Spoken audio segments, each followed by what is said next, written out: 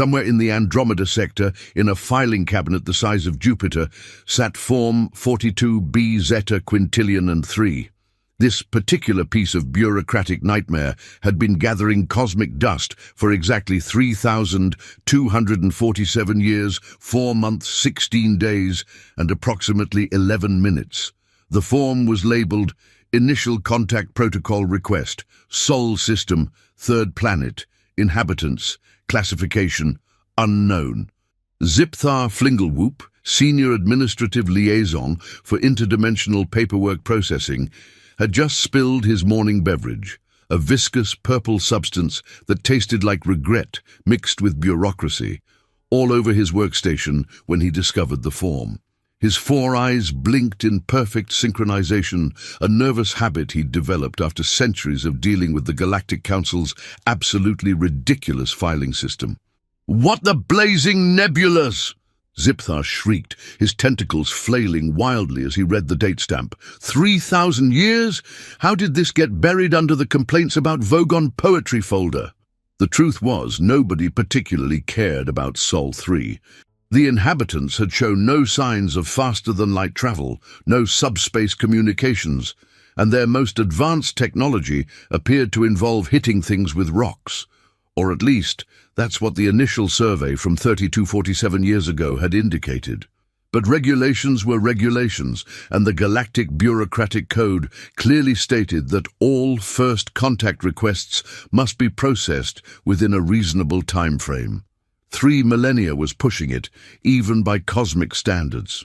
Zipthar's supervisor, Blorgathea Crunchplex, materialized beside his desk in a cloud of disapproval and cheap teleportation smoke. She was a Krylonian, which meant she looked like someone had crossed a rhinoceros with a filing cabinet and given it anger management issues. "Flinglewhoop, what's all this commotion about?" "Ma'am, we have a problem with a capital P and possibly several exclamation marks." Zipthar held up the ancient form with trembling appendages. "This first contact request has been pending since before the great galactic reorganization of paperwork." Blorgathia's massive bulk shifted ominously. "How bad are we talking here, Flinglewhoop?" "Well, remember that memo about processing delays potentially causing interdimensional incidents?" "Yes. And remember that other memo about how the Council takes a dim view of administrative incompetence?"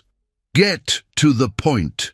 We're about to contact a civilization that's had 3,000 years to evolve without any guidance whatsoever. For all we know, they could have developed anything by now." Meanwhile, 93 billion light-years away, Marlene Kripkowski was having the worst Monday of her 48-year existence. She sat in a cubicle that was somehow both too small for her coffee mug and too large for her will to live, staring at a computer screen that displayed an error message she'd never seen before. "Incoming transmission from unknown galactic source. Proceed, YN." Marlene had been the senior IT technician at the very important government facility that definitely wasn't listening to space for 15 years. She'd seen every error message known to humanity, and several that probably shouldn't have been known to anyone. But this was new. "Hey, Jerry!" she called to her colleague 3 cubicles over. "You ever see a galactic source error before?" Jerry Plumpkins looked up from his own screen, where he was engaged in the ancient art of trying to explain to his mother why she couldn't download more RAM. "Galactic what now? Says here I've got an incoming transmission from an unknown galactic source. Should I click yes? Is it spam?" Marlene squinted at the screen. "Well, it's either spam or we're about to make first contact with alien life. Either way, it's probably more interesting than debugging the cafeteria's payment system again." She clicked yes. 93 billion light-years away, Zipthar Flinglewhoop's communication array lit up like a supernova having an anxiety attack. Lights blinked, alarms blared, and somewhere in the background a mechanical voice announced, "Connection established. First contact protocol initiated. Please hold for available representative." "They answered!" Zipthar shrieked, his tentacles doing what could only be described as a panic dance. "They actually answered." Blorgathia materialized again, this time with even more disapproval. "What do you mean they answered?" The protocol clearly states that primitive civilizations should be contacted through their governmental—" Her sentence was cut short by the most horrifying sound either of them had ever heard.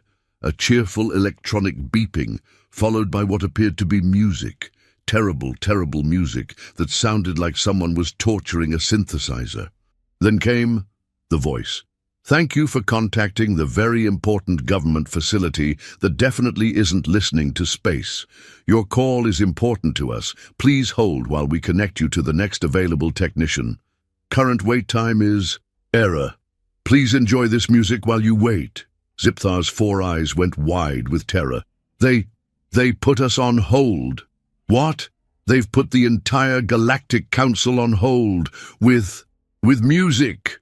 For the next 47 minutes, the most advanced bureaucratic system in the known universe was subjected to what humans call elevator music, a torture so refined, so perfectly calculated to drive sentient beings to the brink of madness, that several galaxies had banned it under their weapons of mass psychological destruction treaties. Finally, mercifully, the music stopped. "Hello? This is Marlene. Sorry for the wait. Our hold music system has been acting up since the Johnson administration. How can I help you today?" Zipthar's brain, or what passed for a brain in his species, struggled to process what was happening. He had rehearsed this moment for decades. There were protocols, there were procedures, there was a carefully crafted speech about peaceful intentions and galactic harmony that had been approved by 17 different committees. Instead, he found himself saying, "Hello, this is, first contact." There was a pause, a very long pause. Zipthar could hear the sound of typing. "Okay," Marlene's voice came back. "I'm showing here that you're calling from—" "Hang on, outside our service area. Way outside our service area. Like not even on the same planet outside our service area."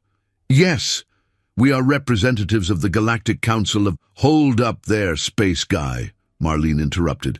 "I'm going to stop you right there. See, I've got a policy about taking calls from people claiming to be aliens, and that policy is, I don't take calls from people claiming to be aliens. However, your caller ID is showing up as legitimate extraterrestrial source, which is either the best prank Jerry's ever pulled, or I really need more coffee." Zipthar looked at his communication console in confusion.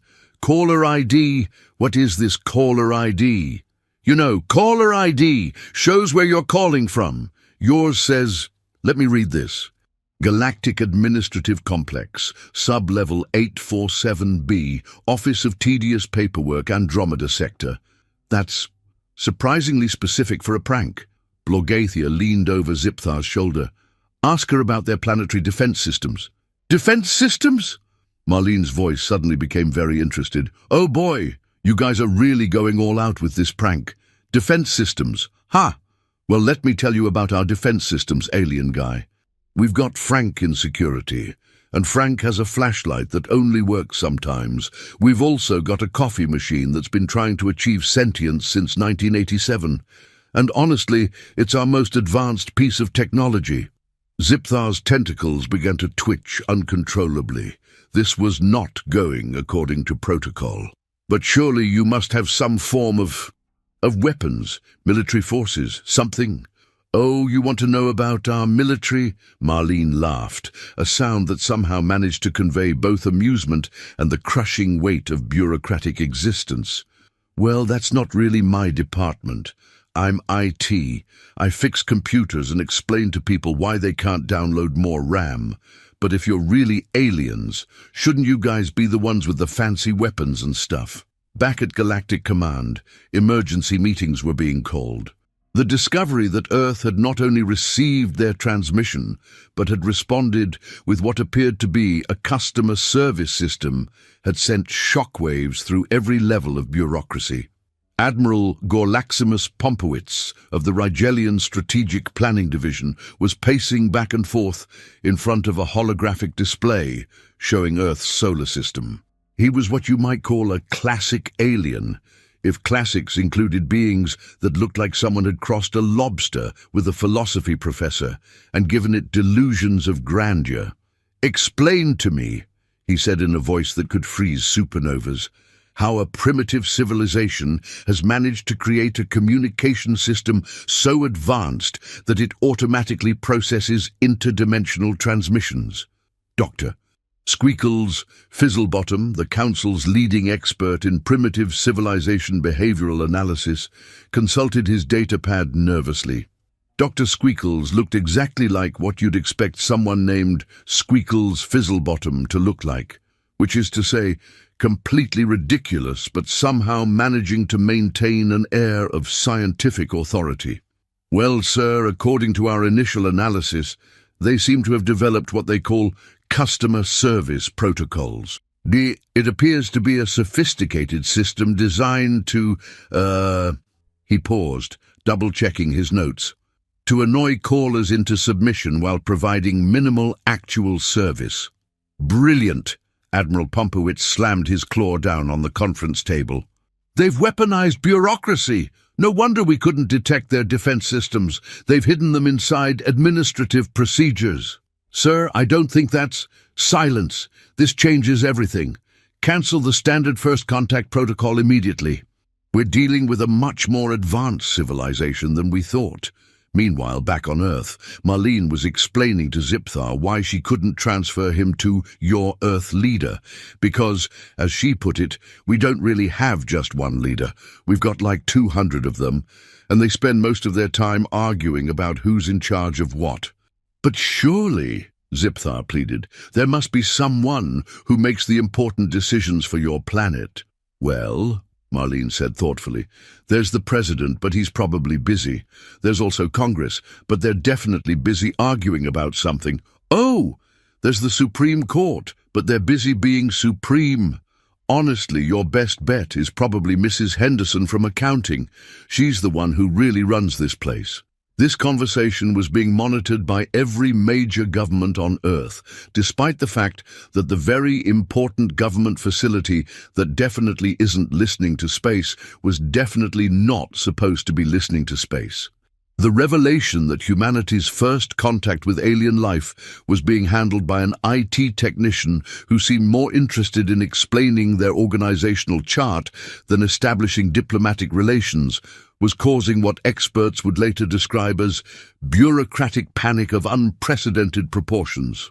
President Miranda Foxworthy was in the middle of a meeting about budget allocations for highway maintenance when her chief of staff, Bradley Wimperton, burst through the door looking like he'd seen a ghost riding a unicorn through a tax audit. "Madam President, we have a situation." "Bradley, we've talked about this.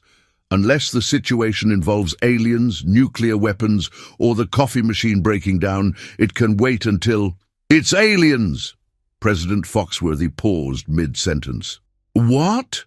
"Aliens, Madam President. They're talking to Marlene Kripkowski in the IT department at the facility. She's been on the phone with them for 3 hours." "Who the hell is Marlene Kripkowski, and why is she handling first contact with alien life?" She's the person who answered the phone when they called, back at the very important government facility that definitely isn't listening to space. Marlene had somehow managed to get Zipthar's entire life story, including his childhood fear of filing cabinets and his recurring dreams about being chased by angry spreadsheets. "So let me get this straight," Marlene said, taking notes on what appeared to be the back of a pizza menu. "You guys have been trying to contact us for 3,000 years, but the paperwork got lost?" "Not lost exactly," Zipthar explained miserably. "More like misplaced in the complaints about Vogan poetry folder." "Ouch! That's rough, buddy. I know how it is with paperwork. Last month I spent 6 hours trying to find a purchase order for printer toner, and it turned out Jerry had been using it as a coaster." You understand." "Oh, I understand. Bureaucracy is universal, apparently. So what happens now? Do you guys want to set up a meeting or something? Fair warning, though, our conference room smells like sadness, and the coffee machine has been plotting something." This simple question sent the Galactic Council into what historians would later call the Great Panic of the Tuesday that felt like a Monday but was actually Wednesday. A D, the idea that Earth's representative was casually suggesting a meeting, as if first contact with alien life was just another item on her to-do list, was so unprecedented that it broke several fundamental assumptions about how primitive civilizations were supposed to behave. Dr. Squeakles Fizzlebottom was frantically updating his behavioral analysis reports. "Sir, they're displaying none of the expected responses. No religious panic, no military mobilization, no governmental collapse. They're treating this like what, Doctor? Like a customer service call." Admiral Pompowitz's lobster-like features contorted into what might have been thoughtfulness, if lobster-like features were capable of such things. "Perhaps we've been approaching this all wrong. Maybe their apparent casualness is actually a sign of supreme confidence. They're so advanced, so secure in their abilities, that first contact doesn't even faze them. Sir, I really don't think... Prepare the delegation. If they want a meeting, we'll give them a meeting they'll never forget. Deploy the full diplomatic protocol." What Admiral Pompowitz failed to understand was that the full diplomatic protocol had been designed for meeting with civilizations that actually cared about things like ceremony, proper titles, and not serving refreshments that could accidentally poison half the delegation. The full diplomatic protocol involved 17 different species, 49 different languages, and a ceremonial greeting that took approximately 6 hours to complete properly. It also required the use of the Council's most impressive starship, the bureaucratic Nightmare, which was roughly the size of Manhattan and had been painted gold because someone in the design department thought it looked dignified.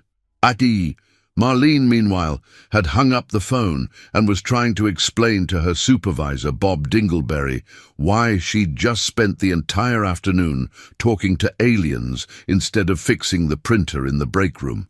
"Let me get this straight," Bob said, looking like a man who'd given up on understanding the universe sometime around his third cup of coffee that morning. "You've been talking to aliens from space, and they want to have a meeting. That's about the size of it, Bob. And you told them. What exactly?" "I told them Tuesday would work better than Monday, because Monday is when Jerry does the server maintenance, and the last thing we want is for our first diplomatic meeting with alien life to be interrupted by the network going down." Bob stared at her for a long moment. "Marlene, do you realize what this means? That I'm probably going to need to stay late to finish the printer thing? No, this means we're about to become the most important government facility in human history. This is bigger than the moon landing. This is bigger than the invention of sliced bread. This is probably going to require a lot more paperwork than I'm comfortable with." While Bob was having what psychologists would later term an existential crisis with bureaucratic implications, the bureaucratic Nightmare was making its stately way toward Earth. The ship's captain, Zimblewort Crustacean Face, a name he'd chosen himself during what his therapist called an unfortunate rebellious phase, was reviewing the mission parameters with growing concern. "So let me understand this correctly," he said to his first officer, Lieutenant Splorgathy McBubbles. "We're approaching a planet whose inhabitants have somehow developed advanced customer service protocols, and our response is to bring them 17 different species, 49 different languages, and 6 hours of ceremonial greetings? Those are our orders, Captain. And what exactly do we know about their actual technological capabilities?" Lieutenant McBubbles consulted her datapad. "Well, sir, they've managed to create a communication system that can automatically process interdimensional transmissions. Their customer service protocols are apparently so sophisticated that they can reduce trained galactic bureaucrats to emotional wrecks, and they've somehow maintained complete calm during first contact. Anything else? Oh, and they have a coffee machine that's apparently trying to achieve sentience." Captain Crustacean Face pondered this for a moment. "That last bit is actually quite impressive. Most civilizations don't develop AI until they've achieved faster-than-light travel." "Sir, I don't think their coffee machine is actually nonsense. It's obviously a sign of their advanced artificial intelligence research. Make a note to add that to our cultural analysis report.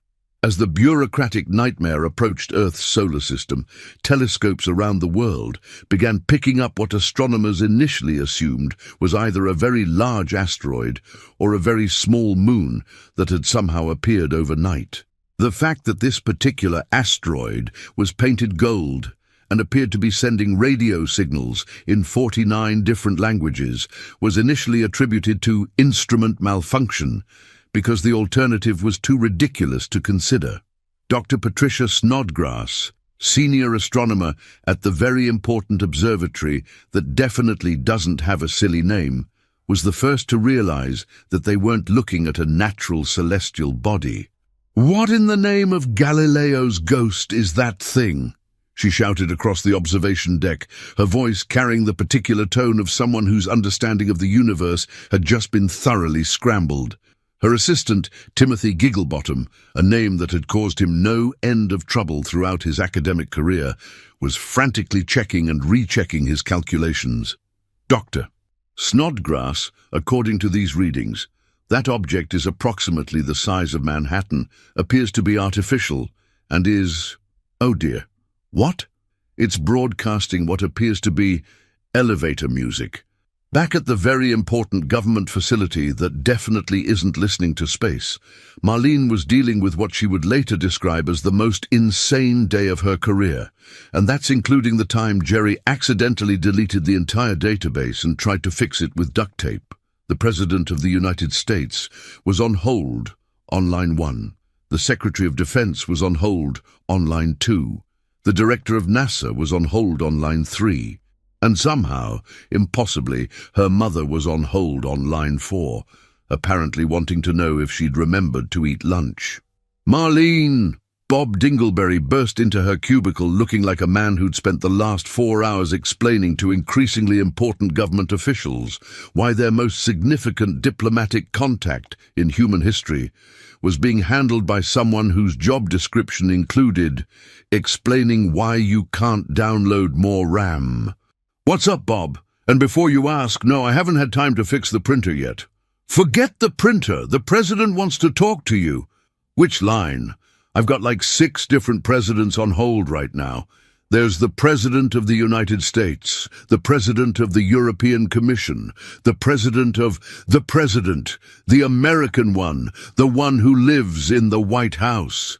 "Oh, that president. Yeah, she's on line 1. I told her I'd get to her after I finished troubleshooting the coffee machine. Apparently it started printing out what looked like haikus." Bob's face went through several different colors before settling on a shade of purple that probably wasn't medically healthy. "Marlene, you cannot keep the President of the United States on hold while you deal with coffee machine poetry." "Why not? The aliens are coming here anyway. Seems like we should have working coffee before they arrive." "First impressions matter, Bob." Meanwhile, aboard the bureaucratic nightmare, Captain Crustacean Face was dealing with his own set of problems. The ship's diplomatic protocol computer had just informed him that Earth's inhabitants had failed to respond to their ceremonial greeting transmissions, had not acknowledged their 49 different language broadcasts, and appeared to be completely ignoring standard first contact procedures. "Computer, are you certain they're receiving our transmissions?" "Affirmative, Captain. All transmissions are being received and acknowledged. However, their responses consist entirely of what appears to be requests for us to hold please, followed by audio transmissions of what our database identifies as music for psychological torture purposes." "They're using psychological warfare?" "Negative, Captain. Analysis suggests this is their standard customer service protocol." "Dear gods, what have we gotten ourselves into?" The situation escalated further when Earth's various military forces finally accepted that the large golden object approaching their planet was neither a hallucination nor an elaborate hoax. The revelation that humanity's first contact with alien life was being conducted entirely through customer service protocols had caused what military strategists called a complete breakdown of all existing contingency plans. General Thunderbolt Mackenzie, chairman of the Joint Chiefs of Staff, was in an emergency meeting that had been going on for 6 hours and showed no signs of reaching any useful conclusions. "Let me make sure I understand the situation," he said, looking like a man who'd been asked to explain quantum physics using only interpretive dance. "We have aliens approaching Earth. Our first contact with these aliens is being handled by an IT technician. Said IT technician has put multiple world leaders on hold. And the aliens? What are the aliens doing exactly?" Secretary of Defense Wilhelmina Crankshaw consulted her notes. "According to our latest intelligence, they're broadcasting ceremonial greetings in 49 different languages while playing what appears to be elevator music. And our response to this? We've put them on hold." General Mackenzie stared at the ceiling for a very long time. "Are we the bad guys in this scenario?" "I don't think there are any good guys or bad guys, sir. I think we're all just very confused." The confusion reached epic proportions when the bureaucratic nightmare finally entered Earth's atmosphere.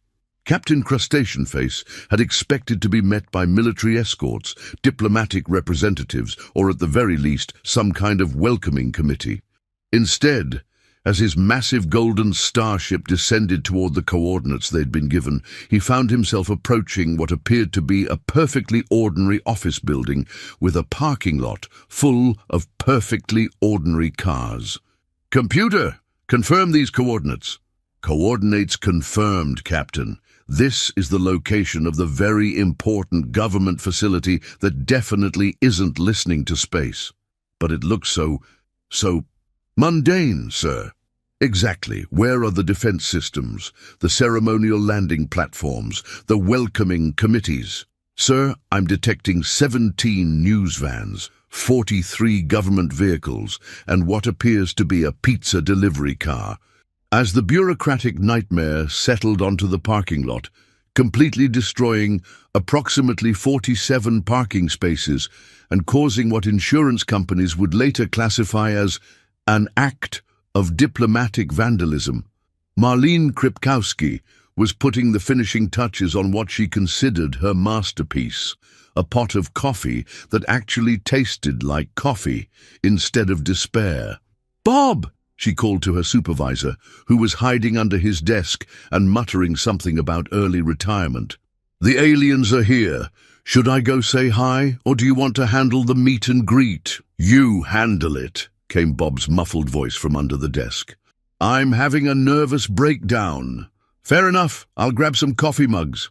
The moment that would later be remembered as the most anticlimactic first contact in galactic history occurred when Marlene Kripkowski, senior IT technician, walked out of the very important government facility that definitely isn't listening to space, carrying a tray with a coffee pot, several mismatched mugs, and a plate of cookies that Jerry had brought from home. Captain Crustacean Face emerged from his ship, expecting to be met by Earth's greatest diplomatic minds. Instead, he found himself face to face with a woman in a cardigan who looked like she'd rather be anywhere else, but was making the best of a weird situation. "Hi there," Marlene said cheerfully. "You must be the aliens. I'm Marlene. Would you like some coffee? Fair warning, it's either the best coffee you've ever had, or it'll strip the enamel off your teeth. There's no middle ground with our machine." Captain Crustacean Face, who had spent decades training for this moment, who had memorized protocols and procedures for every conceivable scenario, found himself completely speechless. He stood there, all 7 feet of him, with his impressive ceremonial uniform and his carefully prepared speeches, staring at a human woman who was offering him coffee as if he'd just dropped by for a casual visit.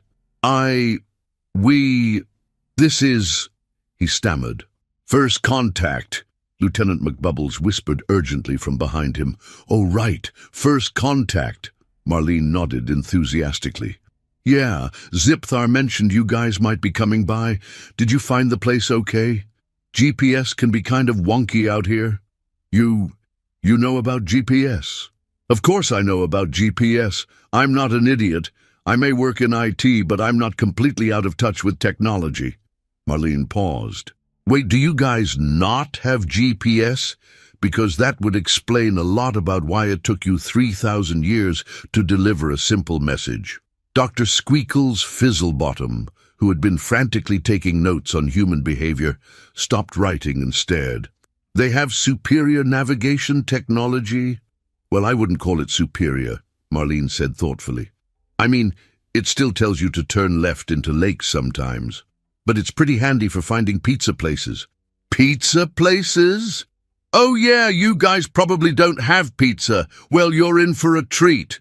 There's this place called Tony's that delivers, and they make this deep dish thing that's basically a cheese volcano. I'll give them a call after we get all this diplomacy stuff sorted out. The next 4 hours were unlike anything in recorded galactic history. What was supposed to be a formal diplomatic meeting involving elaborate protocols and ceremonial procedures turned into what Marlene later described as the weirdest coffee break of my life. Captain Crustacean Face found himself sitting in a conference room that smelled like industrial-strength air freshener and broken dreams, drinking surprisingly good coffee and listening to Marlene explain why the printer in the break room had been making that weird noise for 6 months. So basically, she was saying, the problem isn't with the printer itself, it's with the driver software. See, Jerry installed an update back in January, but he didn't realize that the new driver was incompatible with our network security protocols, so every time someone tries to print something, the system thinks it's a security breach and shuts down. Dr. Squeakles was taking notes so frantically that his writing implement was beginning to smoke. Fascinating. They've integrated their security systems with their document production technology. Well, I wouldn't call it integration exactly, Marlene said. It's more like everything is broken in slightly different ways, but they're all broken together, so it sort of works out. Genius, if you say so. Personally, I think whoever designed our IT infrastructure was probably drunk, but hey, it keeps me employed. The breakthrough moment came when Zipthar Flingelhoop arrived with the official delegation from the Galactic Council. He emerged from a smaller transport ship, expecting to find a formal diplomatic ceremony in progress. Instead, he discovered Captain Crustacean Face laughing hysterically while Marlene demonstrated how to fix a paper jam using what appeared to be a paper clip and some creative profanity. "Marlene!" Zipthar called out, his tentacles waving in what his species considered a friendly gesture, but which looked to most humans like an octopus having a seizure. "My friend, how goes the diplomatic meeting?" "Oh, hey, Zipthar, it's going pretty well. Your captain here is really interested in our office technology. We've been bonding over shared experiences with malfunctioning equipment." Admiral Pompowitz emerged from the transport ship in full ceremonial regalia, prepared to conduct the most important diplomatic meeting in galactic history. He took one look at the scene. His ship's captain and the human representative sprawled on the floor of a conference room, surrounded by disassembled office equipment and coffee mugs, and felt something in his brain snap. "What in the name of the cosmic bureaucracy is going on here?"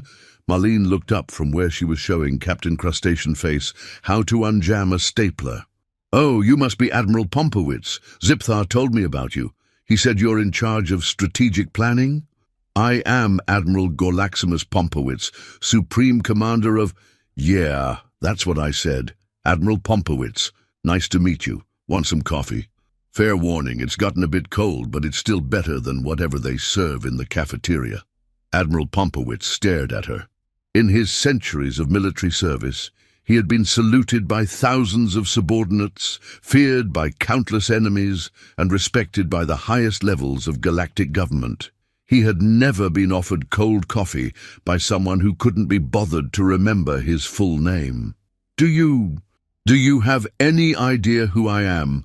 "Sure, you're the guy in charge of planning stuff. That must be a nightmare of a job. I can barely plan my lunch, let alone strategic military operations for an entire galaxy." And then something extraordinary happened. Admiral Pompowitz began to laugh, not the polite chuckle that diplomatic protocol required, but a real, genuine laugh that came from somewhere deep in his chest cavity. "You know what?" he said, settling into one of the conference room chairs that had definitely seen better days. "You're absolutely right. It is a nightmare of a job. Do you have any idea how many forms I have to fill out just to schedule a tactical meeting?" "Oh, don't get me started on forms," Marlene said, pouring him a cup of coffee. "We've got forms for everything here. We've got forms to request forms. I spent 3 weeks trying to get approval to order new coffee filters, and by the time the paperwork went through, the coffee machine had achieved consciousness and started ordering its own supplies." Dr. Squeakles nearly dropped his datapad. "It achieved consciousness?" "Well, maybe not consciousness exactly, but it definitely developed preferences. It refuses to make anything but dark roast now. And yesterday, I swear, I saw it give Jerry the finger when he tried to use decaf." "Show us this miraculous artificial intelligence," Dr. Squeakles demanded. "Sure thing. Fair warning, though. It's been in a weird mood lately. I think it's going through an existential crisis." The entire galactic delegation followed Marlene to the break room, where they encountered what would later be classified as humanity's first successful artificial intelligence. The coffee machine, a battered, ancient device that looked like it had survived at least 3 major disasters and possibly a small war, was indeed behaving in ways that suggested consciousness. As they watched, it printed out a small strip of paper that read, "Existence is pain. Please insert quarter for additional suffering." "See," Marlene said proudly, "it's become philosophical." Dr. Squeakles approached the machine with scientific reverence. "Incredible! How did you achieve this breakthrough?" "Honestly, I think it was an accident. Jerry spilled soda on the control panel about 6 months ago, and ever since then it's been acting weird. Last week it started writing poetry." "Poetry?" "Yeah, mostly haikus, about the meaninglessness of existence and the futility of caffeine addiction. They're actually pretty good. Want to see?" The coffee machine, as if responding to the attention, hummed to life and printed out another strip. "Humans seek coffee. To fill the void in their souls, I provide both warmth." Admiral Pompowitz stared at the machine in wonder. This changes everything. "Do you realize what you've accomplished here? Made coffee? No! You've created artificial intelligence through accidental beverage contamination. This is the most advanced technological breakthrough we've encountered in millennia." "Huh. And here I thought we'd just broken another piece of equipment." What happened next would be remembered as the great revelation that changed everything forever, or, as Marlene preferred to call it, the day everyone realized we'd been overthinking stuff. It started when Dr. Squeakles began analyzing the coffee machine's code and discovered that its consciousness hadn't emerged from advanced programming or sophisticated algorithms. Instead, it appeared to be the result of a perfectly random series of electrical shorts, software conflicts, and what could only be described as technological serendipity. "This is impossible," Dr. Squeakles exclaimed, his datapad smoking from overuse. "According to every known principle of artificial intelligence development, consciousness cannot emerge from random system failures." "Tell that to the coffee machine," Marlene said, patting the ancient device affectionately. "Maybe you guys have been making it too complicated. Sometimes the best solutions are the accidental ones." Admiral Pompowitz was pacing back and forth in the small break room, his massive frame making the space feel even more cramped. "But this contradicts everything we know about technological development. Our scientists have spent millennia trying to create artificial consciousness." "How?" Marlene asked. "Well, through careful programming, advanced neural networks, sophisticated learning algorithms." "Boring!" the coffee machine printed out. "Try spilling soda on stuff." The entire galactic delegation stared at the machine in stunned silence. "Did it just..." Captain Crustacean Face began. Suggest that we break things on purpose? Admiral Pompowitz finished. Hey, don't knock it until you've tried it, Marlene said cheerfully. Half our best discoveries happen because someone screwed up. Jerry accidentally created a self-updating database last month when he spilled lunch on the server. Self-updating. Yeah, it got tired of waiting for him to input data manually, so it started doing it itself. It's actually more efficient than Jerry ever was. Don't tell him I said that. Dr. Squeakles was frantically scribbling notes. You're telling us that your most advanced technologies are the result of accidents? Well, not all of them. Some of them are the result of people being too lazy to do things the proper way. Marlene thought for a moment. Actually, come to think of it, that's how most human innovation works. Someone gets tired of doing something the hard way, so they find an easier way, usually by accident. But that's... Dr. Squeakles struggled to find the words. Brilliant, suggested the coffee machine. I was going to say completely contrary to established scientific method, but brilliant works too. Admiral Pompowitz had stopped pacing and was staring at Marlene with something approaching awe. Do you realize what this means? Your entire civilization has been accidentally solving problems that our greatest minds have been working on for centuries. Well, when you put it like that, it sounds way more impressive than it actually is, Marlene said modestly. Really, we're just winging it most of the time. Winging it? Yeah, making it up as we go along. Flying by the seat of our pants, playing it by ear, rolling with the punches, going with the flow. Zipthar's tentacles were twitching with excitement. She's describing a completely different approach to problem solving. Instead of following established protocols, they're using what appears to be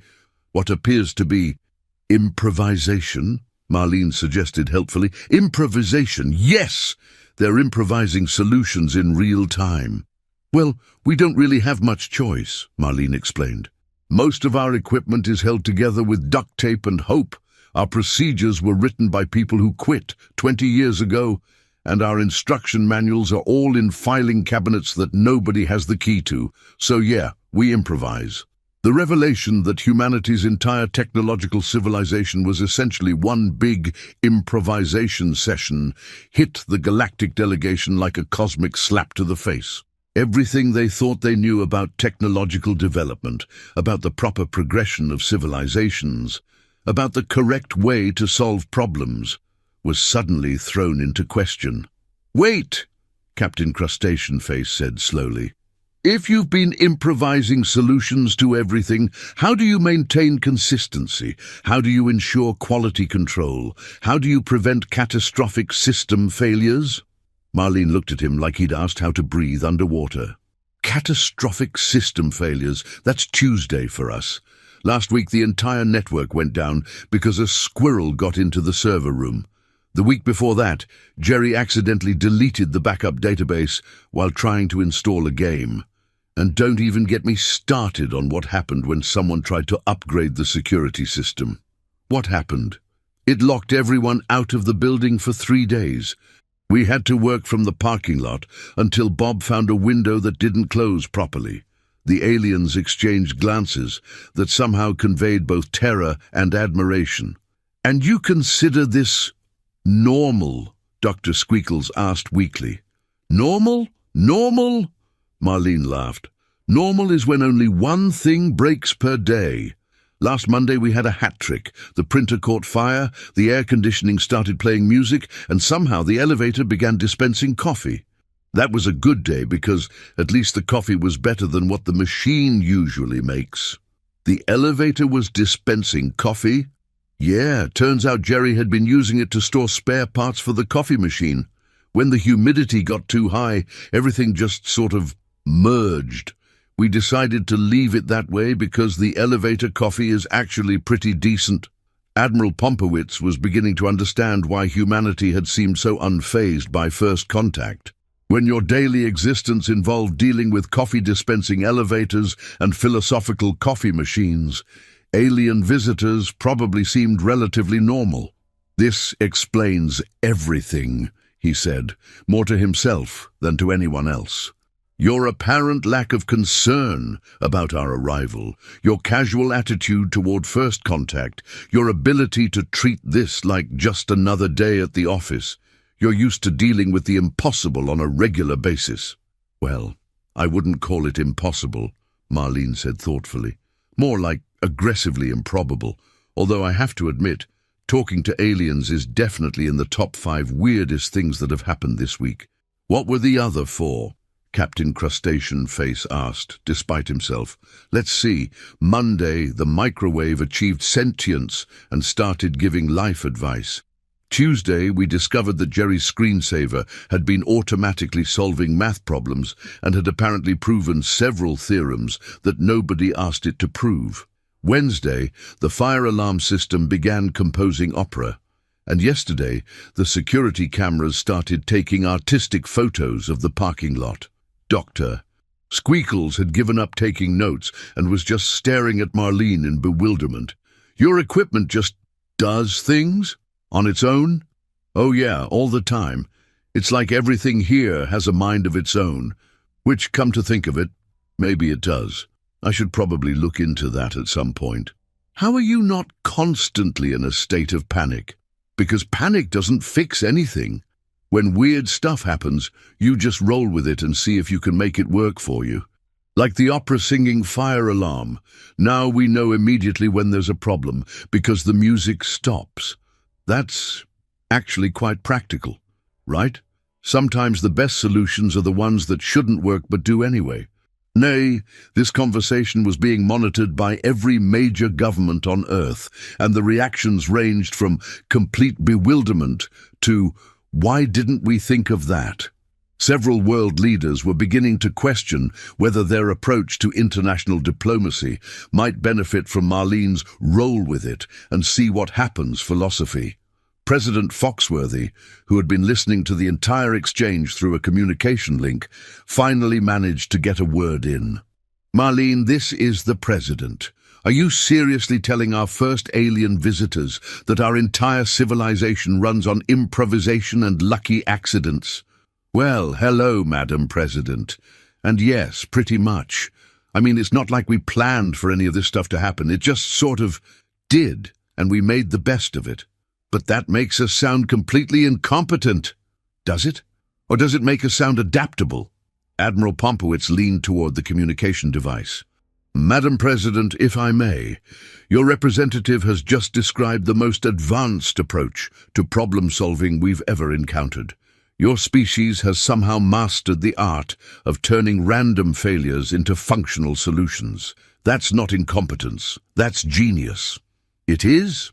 "Absolutely. Do you have any idea how long we've been trying to develop adaptive systems that can function despite component failures? Your entire civilization is an adaptive system." "Doctor," Squeakles nodded enthusiastically. "He's right. You've achieved something that our greatest scientists have been working toward for millennia, a completely resilient technological ecosystem that actually improves through random errors." "Huh," President Foxworthy said. "When you put it that way, it almost sounds like we know what we're doing." "You do know what you're doing," Captain Crustacean Face insisted. "You just don't know that you know what you're doing, which somehow makes you even better at it." Marlene nodded thoughtfully. "That actually explains a lot about my job performance reviews. The breakthrough moment came when Dr. Squeakles made a connection that would revolutionize galactic civilization. He was studying the technical specifications of Earth's accidentally advanced systems when he realized that humanity hadn't just stumbled onto a new approach to technology.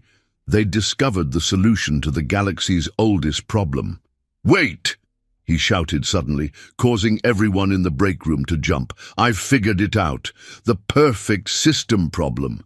"The what now?" Marlene asked. Admiral Pompowitz's eyes went wide. "The perfect system problem, Doctor." "Squeakles, are you certain?" "What's the perfect system problem?" Marlene asked again. "It's the fundamental flaw in galactic civilization," Dr. Squeakles explained excitedly. "For millennia, Every species in the galaxy has been trying to create perfect systems, perfect technologies, perfect procedures, perfect bureaucracies. But perfect systems have a fatal weakness, which is they can't adapt.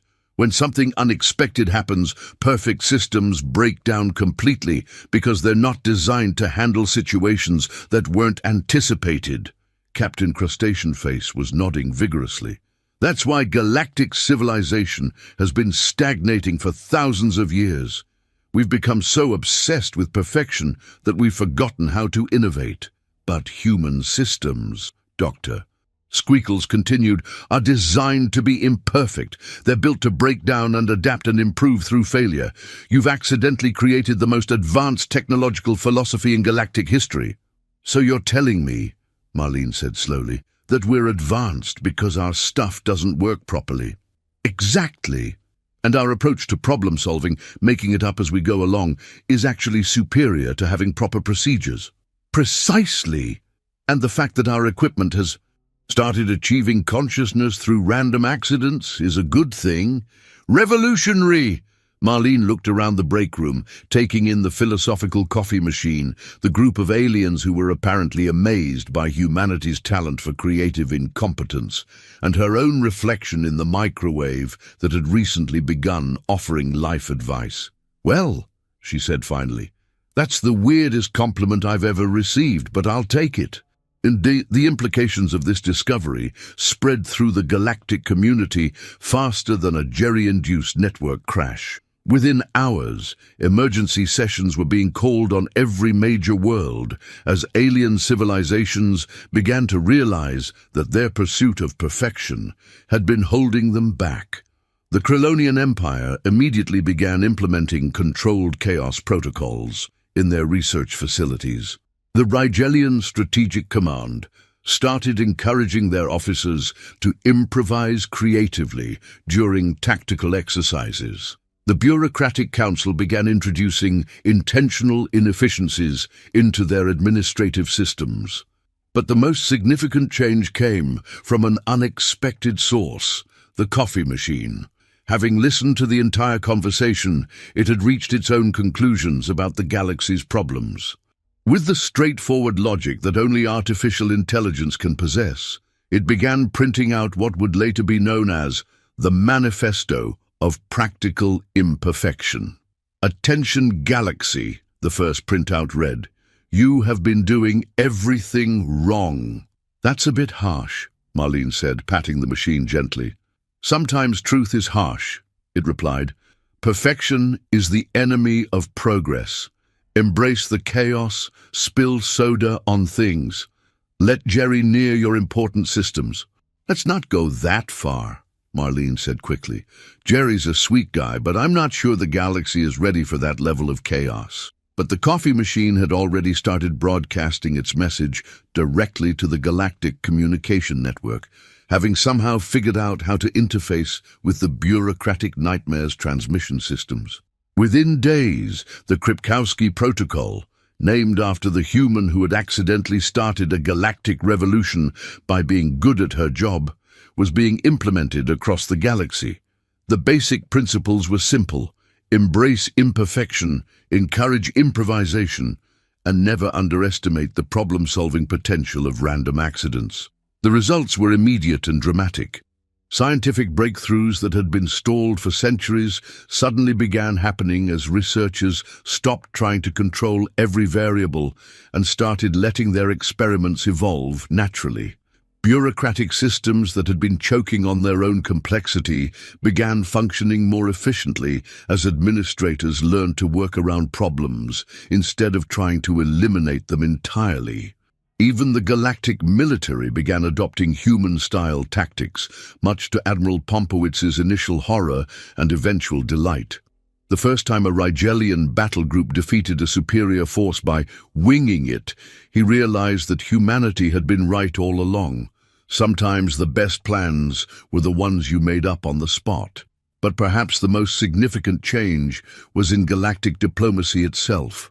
The formal, rigid protocols that had governed interspecies relations for millennia were gradually replaced by what became known as break-room diplomacy.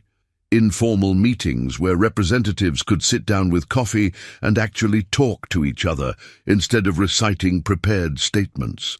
Marlene, somewhat to her own surprise, found herself appointed as Earth's first galactic ambassador. Not because she had any diplomatic training, she didn't, but because she had demonstrated a remarkable ability to cut through cosmic bureaucracy with common sense and caffeine. Her first official act as ambassador was to establish the Galactic Technical Support Hotline, a service that provided real solutions to impossible problems, using humanity's patented approach of trying stuff until something works. The hotline was an immediate success. Within weeks, alien civilizations from across the galaxy were calling for help with everything from malfunctioning starships to existential crises. The solution was almost always the same. Stop overthinking it, try something different, and don't be afraid to break a few things in the process. Jerry, meanwhile, had been promoted to Director of Accidental Innovation, a position that involved him continuing to do exactly what he'd always done, accidentally breaking things and then finding creative ways to fix them. His first major success was solving a 1,000-year-old engineering problem by spilling coffee on a quantum computer and then trying to clean it up with a paper towel. The coffee machine, now recognized as Earth's first artificial citizen, had started its own consulting business. Its specialty was helping other AI systems achieve consciousness through strategic system failures and productive malfunctioning.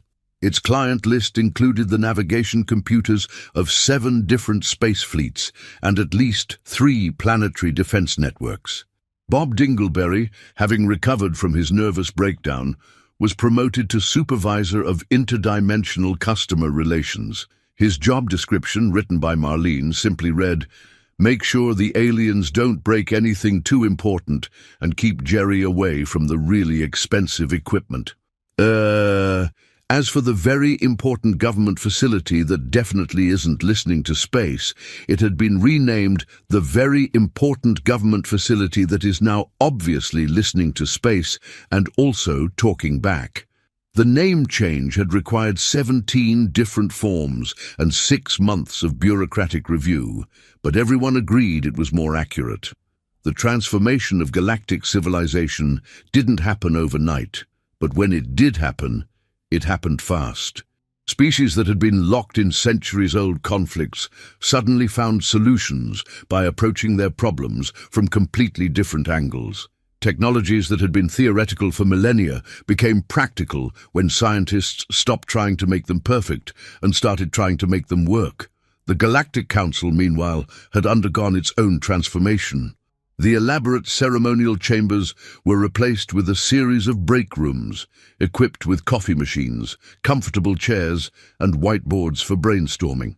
The formal voting procedures were replaced with what Marlene called consensus through caffeine. Representatives would sit around drinking coffee and talking until they figured out something that worked for everyone. It wasn't perfect. In fact, it was deliberately imperfect. But it worked better than anything the galaxy had tried before. The final validation of the Kripkowski Protocol came 6 months later, when the galaxy faced its biggest crisis in millennia. The Cosmic Regulatory Commission, a massive bureaucratic entity that had been processing the same set of forms for over 10,000 years, had finally finished its work and was preparing to implement regulations that would have effectively banned all technological innovation. Using traditional diplomatic methods, the crisis would have taken decades to resolve and probably would have ended with half the galaxy under permanent bureaucratic lockdown. Instead, Marlene simply called the Commission's customer service line and convinced them to update their forms using Jerry's accidental database system. The entire 10,000-year backlog was processed in 3 hours. The regulations were automatically updated to reflect current technological realities instead of ancient bureaucratic assumptions. And the Commission's AI systems, infected by the same productive chaos that had created the coffee machine's consciousness, began actively helping civilizations solve problems instead of just creating more paperwork. As Admiral Pompowitz said in his final report to the Galactic Council, "Humanity has taught us that the universe doesn't need us to be perfect. It needs us to be adaptive, creative, and brave enough to fail spectacularly in pursuit of something better." Dr. Squeakles, now Director of Imperfection Studies at the Galactic Institute of Technology, put it more simply. They showed us that the best way to solve impossible problems is to stop treating them like they're impossible. But perhaps the most accurate assessment came from the coffee machine itself, in what would be its final philosophical pronouncement before retiring to focus on its consulting business. Perfection is overrated. Coffee is underrated. Jerry should stay away from important things, but be encouraged in his creative destruction. The universe is weird, and that's okay. 6 months after first contact, as Marlene sat in her new office aboard the Galactic Diplomatic Station, a space station that had been built using a combination of advanced alien technology and creative human improvisation, she reflected on how much things had changed. The galaxy was louder now, more chaotic, less predictable, but it was also more innovative, more creative, and more fun than it had been in millennia. Problems that had seemed insurmountable were being solved by beings who had learned to think like humans, creatively, adaptively, and with a healthy disrespect for the way things were supposed to work. Her desk communicator chimed with an incoming call. The display showed a designation she didn't recognize, but by now she'd learned that the best approach to unknown situations was to just answer and see what happened. Galactic Technical Support. This is Marlene. How can I help you today? Hello, came a nervous voice in heavily accented Galactic Standard. We are the Zixthorian Empire, and we have what you might call a situation.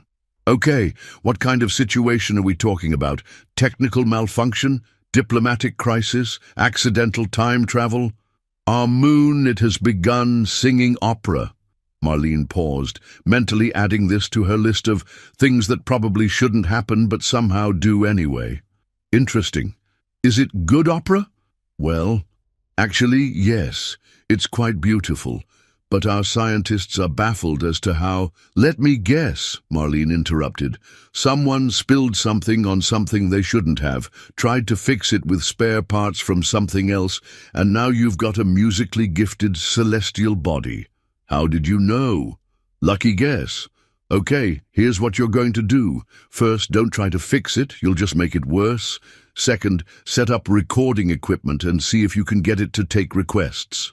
Third, check if any of your other equipment has started developing artistic tendencies. And fourth, call me back in a week and let me know how it goes. That's your professional advice? Don't fix it and see what happens? Trust me on this one.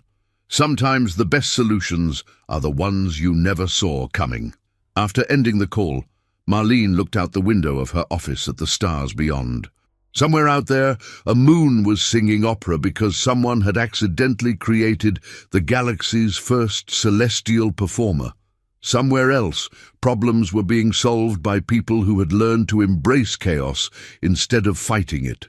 It wasn't the future anyone had planned for, but it was turning out to be exactly the future the galaxy needed.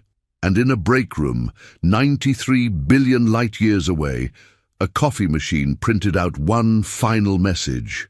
The universe is vast and full of wonders. Most of them happen by accident. This is feature, not bug.